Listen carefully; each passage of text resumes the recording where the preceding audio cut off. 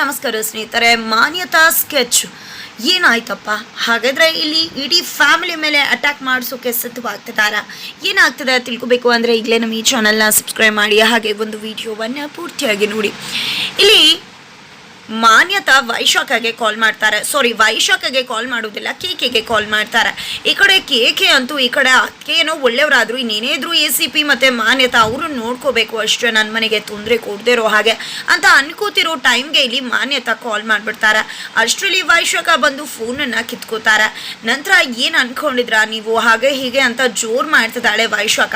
Already ಹೇಳಿದೆ ಅಲ್ವಾ, ಕೇಕಿಗೆ ಯಾಕೆ ಕಾಲ್ ಮಾಡಿದ್ರ, ಅವನು ಈ ಮನೆ ಮಗ, ಹೇಳಿದೆ ಅಲ್ವಾ ನಮ್ಮ ಸುತ್ತಿಗೆ ಬರಬೇಡಿ, ತೊಂದರೆ ಕೊಟ್ಟರೆ ನಾನಂತೂ ಸುಮ್ಮನೆ ಇರೋದಿಲ್ಲ ಅಂತ ವೈಶಾಖ ಹೇಳ್ತಿದ್ರೆ, ಏನು ನಿನ್ನೆ ತನಕ ಕೆಂಡ ಕಾರ್ತಿದ್ದೆ, ಇವತ್ತೇನು ನವಿಲ್ ಥರ ಆಡ್ತಾ ಇದೆಯಾ ಅಂತ ಹೇಳ್ತಿದ್ರೆ, ಹೌದು ಮೊನ್ನೆ ತನಕ ಕೆಟ್ಟವಳಾಗಿದ್ದ, ಆದರೆ ಇವಾಗ ಒಳ್ಳೆಯವಳಾಗಿದ್ದೀನಿ, ನನ್ನ ಮನೇನ ಕಾಪಾಡೋ ಸೊಸೆ ಆಗಿದ್ದೀನಿ, ನನ್ನ ಮನೆ ಕಾಪಾಡೋಕೆ ನನ್ನ ಪ್ರಾಣ ಕೊಡೋಕ್ಕೂ ಕೂಡ ನಾನು ಹಿಂಜರಿಯೋದಿಲ್ಲ.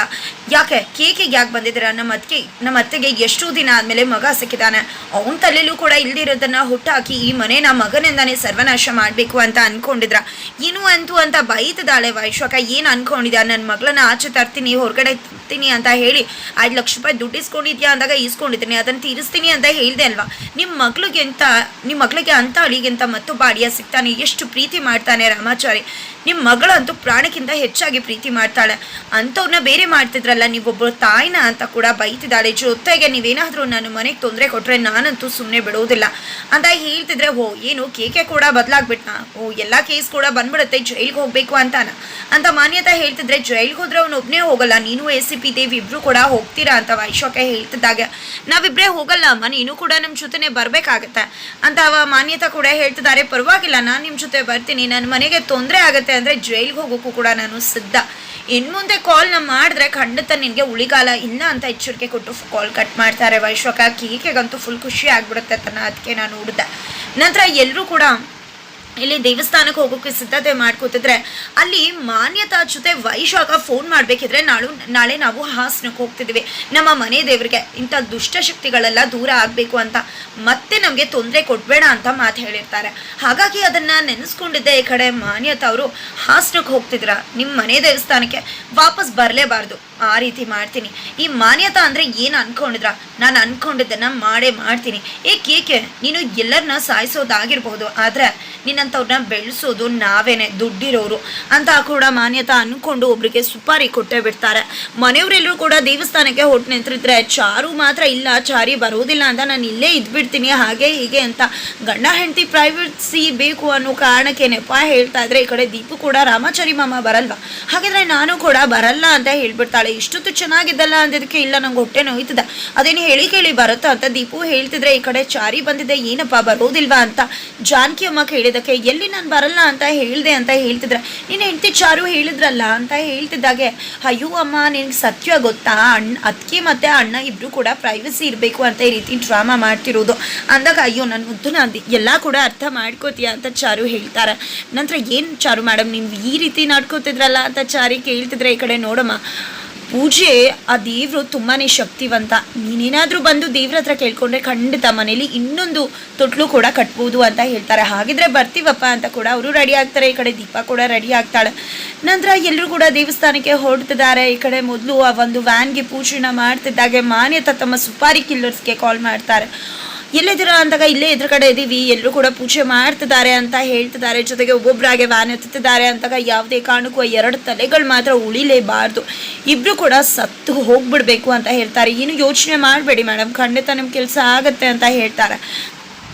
ನಂತರ ಈ ಕಡೆ ಮಾನ್ಯತಾ ರಾಮಾಚಾರಿ ಕೇಕೆ, ನೀವಿಬ್ರು ಕೂಡ ಒಮ್ಮೆಲೆ ಸತ್ತೋಗ್ತೀರಾ, ನನ್ನ ವಿರುದ್ಧನೇ ಕತ್ತಿ ಮೆಸುತ್ತಿದ್ರೆ ನಿಮ್ಮನ್ನ ಬಿಡ್ತೀನಿ ಅಂತ ಅನ್ಕೊಂಡಿದ್ದೀರಾ ಅಂತ ಹೇಳಿ ಇಲ್ಲಿ ಮಾನ್ಯತಾ ಸುಪಾರಿ ಕೊಟ್ಟಿದ್ದಾರೆ. ಆ ಕಡೆ ದೀಪು ಆಲ್ರೆಡಿ ವ್ಯಾನಲ್ಲಿ ಹೋಗಿದ್ದೆ, ಕೂತ್ಕೊಂಡ್ಬಿಡ್ತಾಳೆ ರಾಮಾಚಾರಿ ಪಕ್ಕ. ರಾಮಾಚಾರಿ ಮಾಮ ನಾನು ನೀನು ಇಬ್ಬರು ಕೂಡ ಹಾಡ್ಕೊಂಡು ಹೋಗೋಣ ಅಂತ ಹೇಳಿ ಇಲ್ಲಿ ರಾಮಾಚಾರಿಗೆ ಇರಿಟೇಟ್ ಆಗ್ತಿದೆ. ಅಷ್ಟರಲ್ಲಿ ಚಾರು ಬಂದಿದೆ, ಏನಿದು ಎಲ್ಲಿ ಕೂತ್ಕೊಂಡಿದ್ಯಾ ನೀನು, ರಾಮಾಚಾರಿ ಅಲ್ಲ ಅದು ಕೃಷ್ಣ ಅಂತ ಹೇಳ್ತಾಳೆ. ಅಯ್ಯೋ ಕೃಷ್ಣನಾ ಅಂತ ಹೇಳಿದಕ್ಕೆ, ಹೌದು ಯಾವಾಗಲೂ ಹೋಗಿ ಯಾಕೆ ಕೃಷ್ಣನ ಪಕ್ಕನೇ ಕೂತ್ಕೋತೀಯ ಅಂದ ತಕ್ಷಣ ಹೋಗ್ಬಿಟ್ಟು ಕೃಷ್ಣನ ಪಕ್ಕ ಕೂತ್ಕೋತಾಳೆ ರಾಮಾಚಾರಿ ಅಂದ್ಕೊಂಡು. ನಂತರ ಈ ಕಡೆ ಚಾರು, ಯಾಕೆ ಉರ್ದೋಗ್ತಿದೆ ಅಲ್ವಾ ನಿನಗೆ ಅಂತ ದೀಪ ಕೇಳಿದಕ್ಕೆ, ಯಾಕೆ ನನಗೆ ಉರಿಬೇಕು, ಅದು ಕೃಷ್ಣ ನನ್ನ ಪಕ್ಕ ಕೂತಿರೋದು, ರಾಮಾಚಾರಿ ಅಂದ ತಕ್ಷಣ ಮೋಸ ಮಾಡಿದೆ ನೀನು ಅಂತ ಹೇಳ್ತಿದ್ರೆ, ನಿನ್ನನ್ನು ಎದೋಳಿಸ್ಬೇಕಿತ್ತು. ಎದೇಳು ಅಂದರೆ ಎದ್ದೇಳದೆ ಸೀನ್ ಕ್ರಿಯೇಟ್ ಮಾಡ್ತೀಯ, ಅದಕ್ಕೆ ಈ ರೀತಿ ಮಾಡಿದೆ ಅಷ್ಟೇ ಅಂತ ಹೇಳ್ತಿದ್ದಾಳೆ ಚಾರು. ಈ ಕಡೆ ದೀಪು, ಕೃಷ್ಣ ನಿನ್ಗಾರು ಗೊತ್ತಾಗಲ್ವಾ, ಹೇಳ್ಬೇಕಲ್ವಾ ನಾನು ರಾಮಾಚಾರಿ ಅಲ್ಲ ಅಂತ, ಸುಮ್ಮನೆ ಇರ್ತೀಯಲ್ಲ ಅಂತ ದೀಪು ರೇಗ್ತಿದ್ರೆ ಅವ್ನು ಮಾತಾಡಲ್ಲ, ಜಸ್ಟ್ ಕೈಯಲ್ಲೇ ಮಾತಾಡ್ತಾನೆ ಅಷ್ಟೇ ಅಂತ ಇಲ್ಲಿ ಚಾರು ಹೇಳ್ತಾಳೆ. ಸುಮ್ಮನಿರಮ್ಮ, ಗೋಳಿ ಕೊಡೋದು ಸಾಕು ಅಂತ ಜಾನಕಿ ಅವ್ರು ಕೂಡ ಹೇಳ್ತಾರೆ. ಸರಿ ಆಯಿತು ಅಮ್ಮ ಅಂತ ಹೇಳ್ತಾರೆ. ಎಲ್ಲರೂ ಕೂಡ ಖುಷಿಯಿಂದ ದೇವಸ್ಥಾನಕ್ಕೆ ಇಡೀ ಫ್ಯಾಮಿಲಿ ಹೋಗ್ತಾ ಇದ್ರೆ ಮಾನ್ಯತಾ ರೌಡಿಗಳನ್ನ ಬಿಟ್ಟು ಅಲ್ಲಿ ಇಡೀ ಫ್ಯಾಮಿಲಿನೇ ಒಂದೇ ಸತಿ ಸ್ಕೆಚ್ ಹಾಕಿ ಸಾಯಿಸೋಕೆ ಮುಂದಾಗ್ತಿದ್ದಾರೆ. ಆ ಕಡೆ ವೈಶಾಖ ಸ್ಟೇಟಸ್ ಹಾಕಿರೋದನ್ನ ನೋಡಿ ಅವಳ ತಮ್ಮ ಕೂಡ ಸಿಡಿದು ಹೇಳ್ತಿದ್ದಾರೆ, ನನ್ನ ಮನೆ ಶತ್ರು ಆಗಿರೋರ ಜೊತೆ ಸೇರ್ಕೊಂಡಿದ್ದೆ ಅಂದಮೇಲೆ ನೀನು ಕೂಡ ಶತ್ರುನೇ, ಯಾವುದೇ ಕಾರಣಕ್ಕೂ ಕೂಡ ನಿನಗೂ ಕೂಡ ಉಳಿಗಾಲ ಇಲ್ಲ.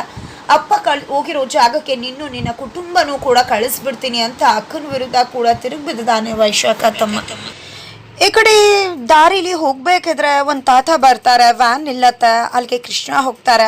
ನೋಡು, ನೀನು ನಮ್ಮವರು ಅನ್ನೋ ಇದರಲ್ಲಿ ಸತ್ವನ ಮುಚ್ಚಿಟ್ಟಿದ್ಯಾ, ಎಂಥ ದೊಡ್ಡ ದೊಡ್ಡ ಸತ್ವಗಳನ್ನು ಮುಚ್ಚಿಟ್ಟಿದ್ಯಾ, ಅದರಿಂದ ದೊಡ್ಡ ಅನಾಹುತನೇ ಆಗ್ಬೋದು. ದೇವ್ರಿಗಾಕೋ ಹಾರ ನಿಮ್ಮ ಕುಟುಂಬದ ಮೇಲೆ ಬೀಳಬಹುದು, ತುಂಬಾ ಅನಾಹುತ, ದೊಡ್ಡ ದೊಡ್ಡ ಗಂಡಾಂತರಗಳು ಕಾದಿದೆ. ಅದಕ್ಕೋಸ್ಕರ ಸತ್ಯ ಅನ್ನೋ ಅಸ್ತ್ರನ ನೀನು ಬಳಸಬೇಕಾಗತ್ತೆ. ಸತ್ಯ ಅನ್ನೋದನ್ನು ನಮ್ಮವರು ಅನ್ನೋ ಮೋಹಕ್ಕೆ ಸಿಕ್ಕಿಬಿದ್ದು ನೀನು ಅದನ್ನು ಮುಚ್ಚಿಡ್ಬೇಡ, ಸತ್ಯ ಅನ್ನೋದನ್ನು ಹೇಳ್ಬಿಡು. ಇಲ್ಲ ಅಂದರೆ ಖಂಡಿತ ದೊಡ್ಡ ಅನಾಹುತ ಕಾದದ, ಜೊತೆಗೆ ಕೆಟ್ಟ ಹುಳುಗಳು ಕೂಡ ಕೆಟ್ಟದನ್ನು ಮಾಡೋಕೆ ಕಾಯ್ತಿದ್ದಾರೆ ಅನ್ನೋ ಎಚ್ಚರಿಕೆನ ಕೊಡ್ತಾರೆ ಕೃಷ್ಣಗೆ. ಹಾಗಾದರೆ ಕೃಷ್ಣ ಸತ್ಯವನ್ನು ಹೇಳ್ಬಿಡ್ತಾರ ಅಥವಾ ದೊಡ್ಡ ಅನಾಹುತ ಸಂಭವಿಸ್ಬಿಡತ್ತಾ, ಅಪಘಾತ ಆಗುತ್ತಾ ಅಂತ ಕಾದ್